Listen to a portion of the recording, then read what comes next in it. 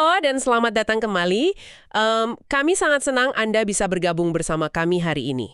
Mari kita mulai penelusuran mendalam kita dengan sebuah pertanyaan yang mungkin akan sedikit mengusik cara Anda memandang dunia. Terdengar menarik. Ya, begini. Anda seperti kita semua pasti sering dengar kata disabilitas, kan? Kita lihat itu di berita, di debat kebijakan publik, atau di sekitar kita sehari-hari. Tapi pernah nggak sih Anda benar-benar berhenti sejenak, ambil napas, terus nanya ke diri sendiri, apa sih sebenarnya arti dari normal itu? Itu pertanyaan yang jarang banget dipikirkan orang, karena kita sudah menganggapnya sebagai kebenaran mutlak.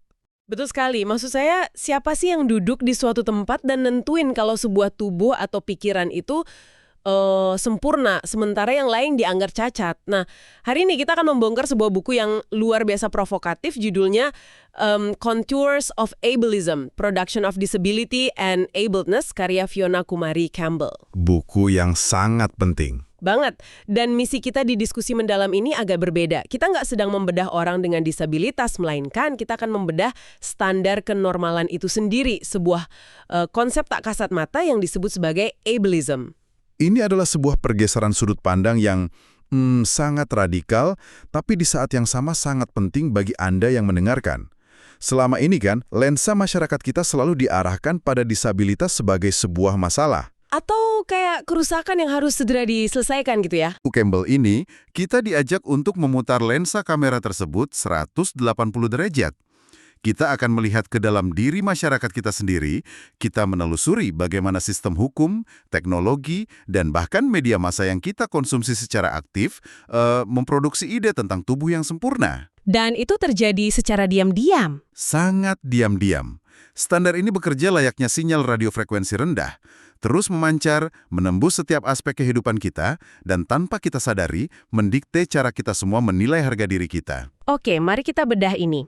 Istilah ableism ini mungkin masih terdengar agak asing di telinga sebagian dari Anda, atau mungkin Anda mengira ini cuma sekedar istilah akademis lain untuk disabilism. Padahal sumber kita memberi garis bawah yang tebal kalau dua hal ini beda jauh. Iya, beda jauh. Disabilism itu ibarat gejalanya. Tindakan diskriminasi, ejekan, atau prasangka langsung. Sederhananya, perlakuan gak adil yang kelihatan di depan mata. Sedangkan ableism adalah akar pohonnya. Benar. Ableism adalah seluruh jaringan keyakinan, proses, dan aturan tak tertulis yang menciptakan standar tubuh ideal. Karena masyarakat menganggap tubuh ideal ini sebagai satu-satunya wujud manusia yang utuh, maka kondisi apapun di luarnya otomatis dicetak sebagai manusia yang berkurang atau versi downgrade.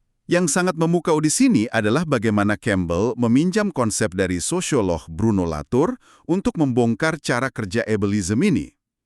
Latour punya ide tentang purification atau pemurnian dan translation atau penerjemahan. Bisa kasih analogi yang gampang dibayangin nggak untuk pemurnian ini? Boleh.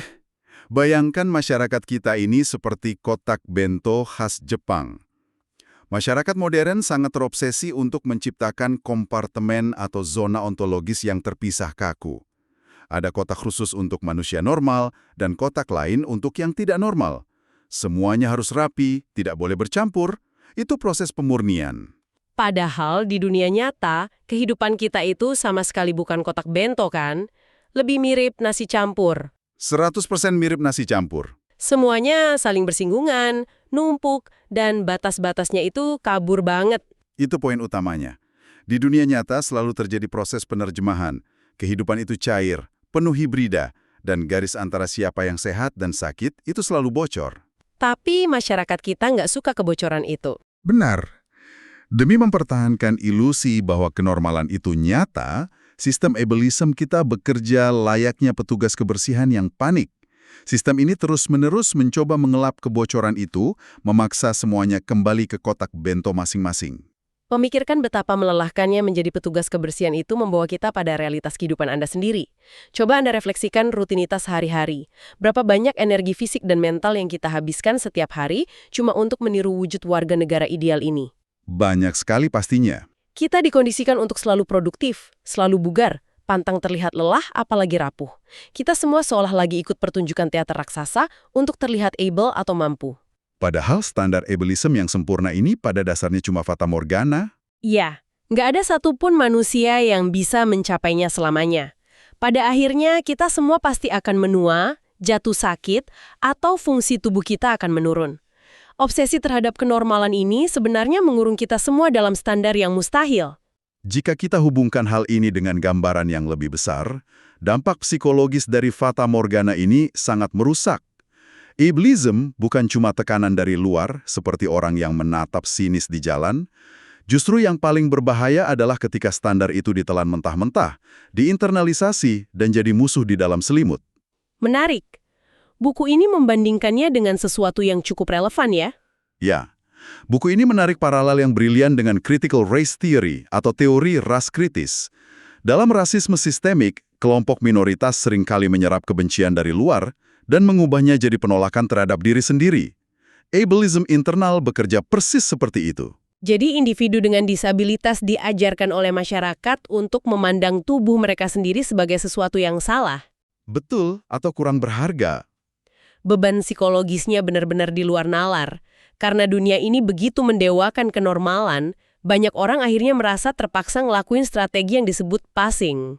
Usaha mati-matian untuk membaur. Ya, seringkali sampai mengorbankan kenyamanan fisik atau bahkan keselamatan nyawa mereka sendiri cuma biar bisa terlihat normal.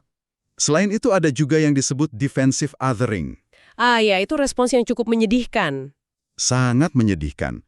Ini terjadi waktu seseorang berusaha menjaga jarak dari sesama penyandang disabilitas.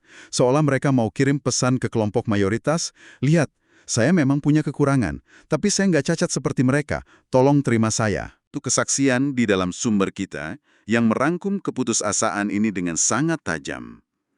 Campbell mengutip buku harian Stephen Kuisto dari bukunya Planet of the Blind. Apa yang dia ceritakan di sana?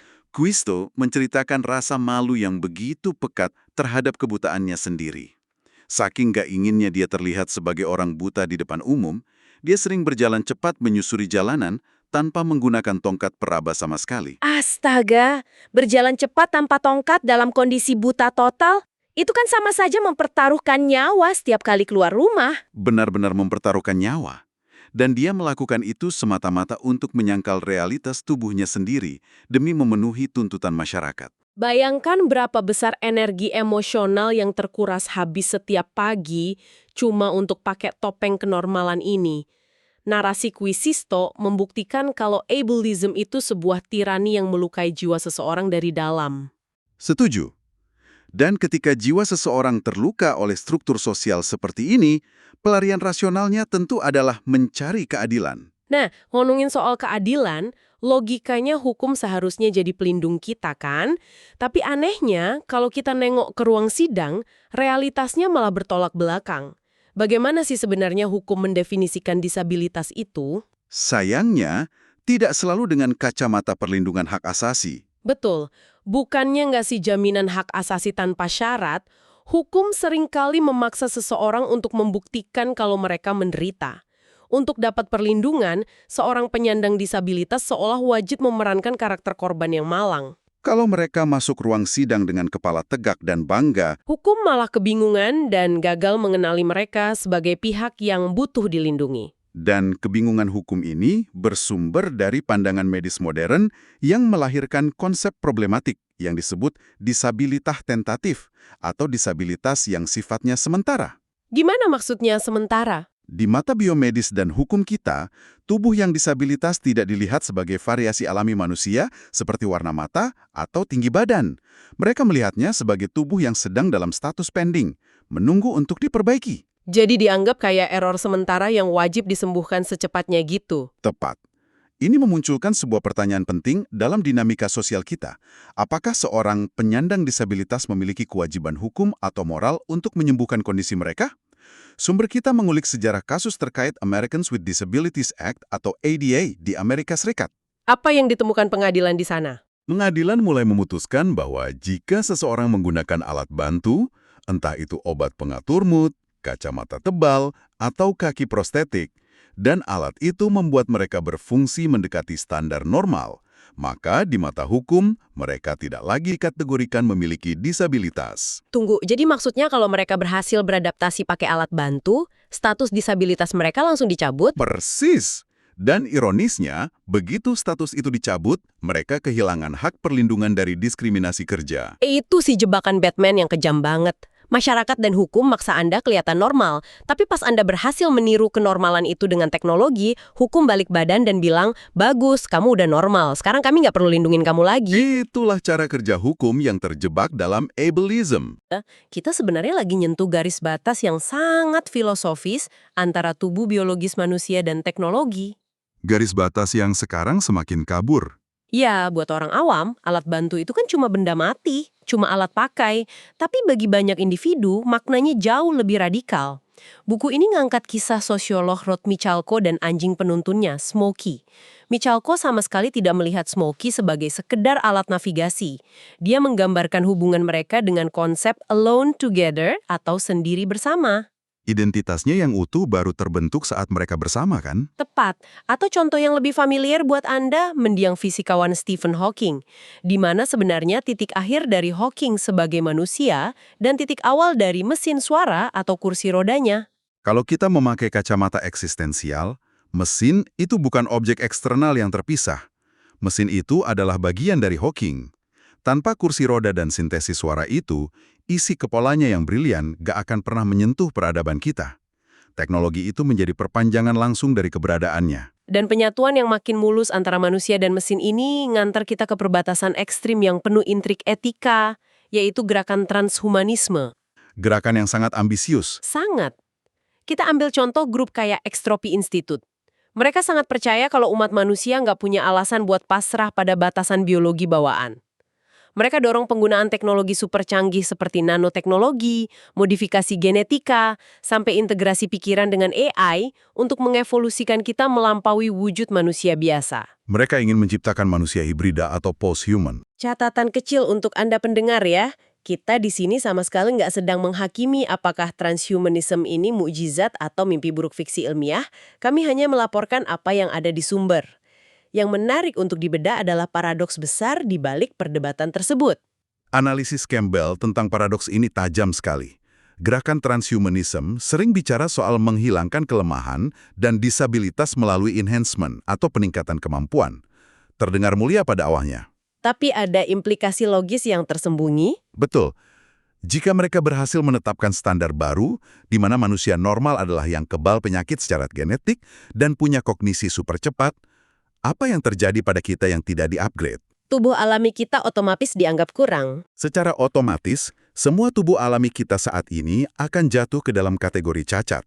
Dengan berusaha menyingkirkan disabilitas, mereka ironisnya justru memperluas definisinya. Mereka mengubah setiap manusia biologis standar menjadi penyandang disabilitas di era yang baru. Pemikiran yang cukup bikin kepala berputar. Tapi, ketegangan antara teknologi penyembuh dan identitas ini bukan cuma cerita fiksi masa depan. Konflik ini udah meledak di depan mata kita hari ini. Ada contoh kasus yang sangat konkret mengenai hal ini. Ya, salah satu benturan budaya paling nyata dari sumber kita adalah kontroversi seputar implan koklea. Kalau dilihat dari sisi panggung industri medis, implan koklea dipasarkan sebagai keajaiban modern. Sebuah telinga bionik yang bakal mengembalikan seseorang ke dunia yang normal. Tapi coba tebak apa yang terjadi di sisi komunitas tuli atau deaf culture? Penolakan yang luar biasa keras. Bagi budaya tuli, ketulian bukanlah sebuah penyakit kronis yang minta disembuhkan. Tuli adalah identitas kultural. Mereka punya bahasa dan sejarah sendiri yang kaya. Sangat kaya. Karena itu, alat implan ini tidak dilihat sebagai obat, melainkan ancaman penghancur budaya. Ketakutan ini sangat beralasan secara historis. Mereka mewarisi trauma dari peristiwa seperti Konferensi Milan di tahun 1880. Oh, yang pelarangan bahasa isyarat itu ya? Iya, di mana bahasa isyarat secara brutal dilarang di sekolah-sekolah, dan anak-anak tuli dipaksa belajar membaca bibir supaya bisa berasimilasi menyerupai orang yang mendengar. Bayangkan betapa marahnya Anda kalau cara Anda berkomunikasi sehari-hari tiba-tiba dikategorikan sebagai kecacatan, dan Anda dipaksa ditanamkan mesin di kepala biar bisa bicara seperti mereka. Itulah kenapa teknologi medis tidak pernah beroperasi di ruang hampa yang netral.